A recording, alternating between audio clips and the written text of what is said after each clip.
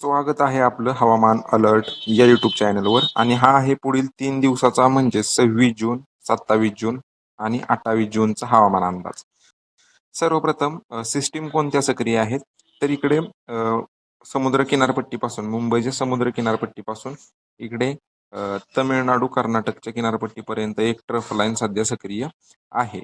तसेच एक trough line इकडे पंजाब, मध्य प्रदेश, विदर्भपर्यंत सक्रिय आहे.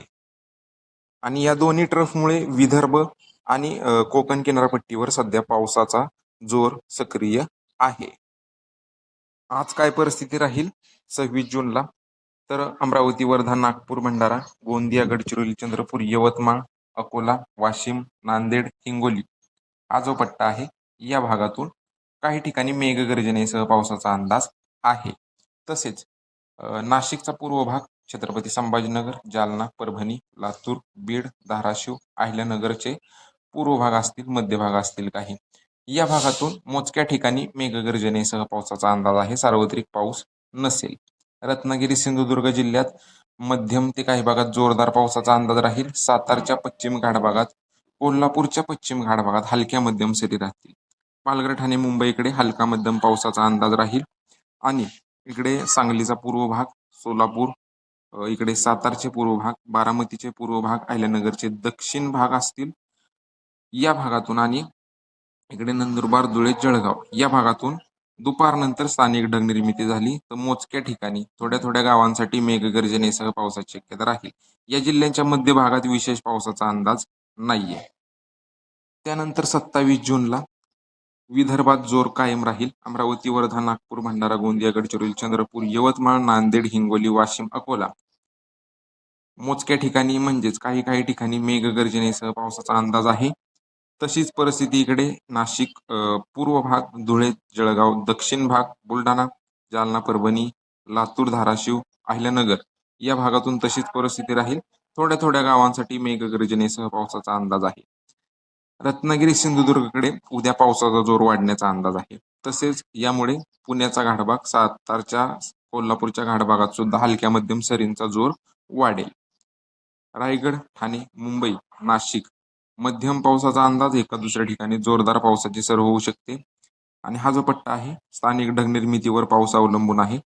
पुणे पूर्व, सातारा पूर्व, सांगली पूर्व, सोलापूर एका दुसऱ्या ठिकाणी मध्यम पाऊसचा अंदाज उद्यासाठी 27 जूनसाठी राहील. नंदुरबार, जळगाव, धुळेकडे स्थानिक ढग निर्मिती झाली तर एका दुसऱ्या ठिकाणी होऊ शकतो.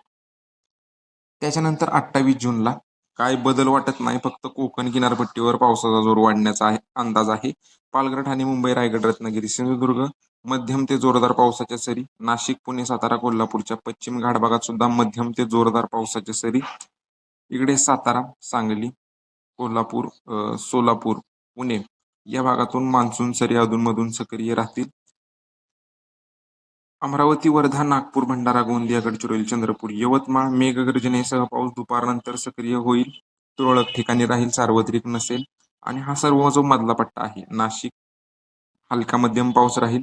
धुळे, नंदुरबार, जळगाव, अकोला, वाशिम, हिंगोली, नांदेड, बीड, धाराशिव, अहिल्यानगर, छत्रपती संभाजीनगर, जालना या भागातून दुपारनंतर स्थानिक ढग निर्मिती होऊन मोजक्या ठिकाणी मेघगर्जनेसह पावसाचा अंदाज आहे. या पावसाची व्याप्ती कमी राहील, थोड्या थोड्या क्षेत्रासाठीच होईल, सार्वत्रिक पाऊस नसेल. तर एकूणच काय तर 28 जून पासून कोकणात पावसाचा जोर वाढेल. सध्या पण आहे, पण बऱ्यापैकी पावसाचा जोर 28 जून पासून वाढेल.